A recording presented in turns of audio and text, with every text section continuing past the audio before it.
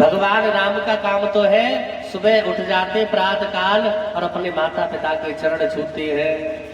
चरण छूने से क्या मिलता है? आशीर्वाद। कितनी बार तिजोरी की चाबी भी मिल जाती है, छुआ करो। और केवल आशीर्वाद या तिजोरी की चाबी नहीं, मोक्ष भी प्रदान होता है। इसी भाव में एक कथा है, गजेंद्र मोक्ष की, आपने सुनी होगी। मगरमच्छ ने हाथी के क्या पकड़े थे? पैर। और उस हाथी ने बाद में किसके पैर पकड़े 27 दिन बाद? भगवान के।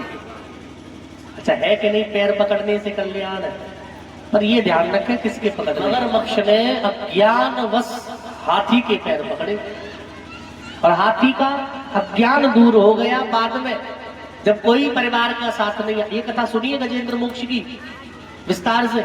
बियाबान जंगल में मतवाला हाथी स्नान करने गया, मगरमच्छ ने पकड़ लिया।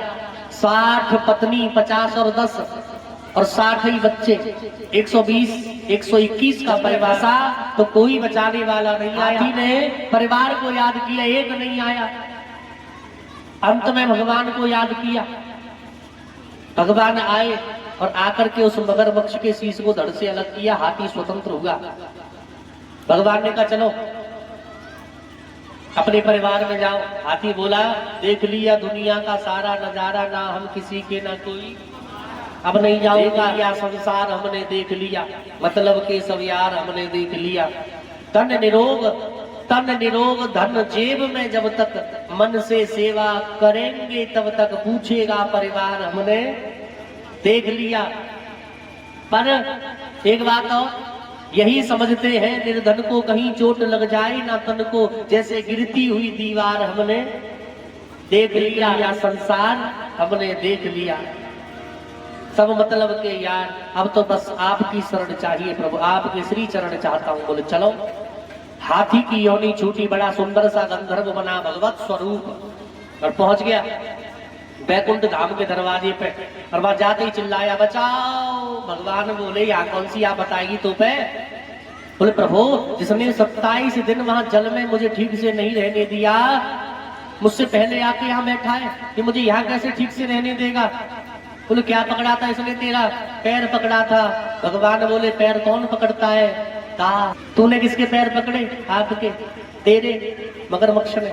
और ये भगवान का विधान है कि वह अपने भक्त पर तो कृपा करते ही है, लेकिन अपने भक्त से पहले अपने भक्त के भक्त पर कृपा करते हैं। इसीलिए वह मगरमच्छ बैकुंठ में पहुंच गया उस हाथी से पहले।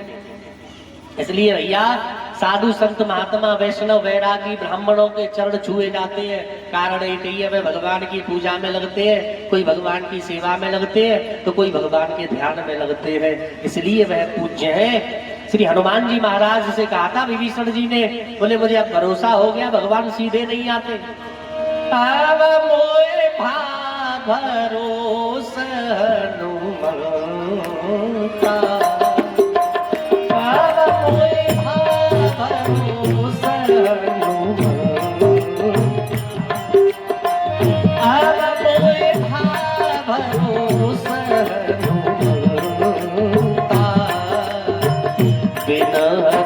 कृपा मिले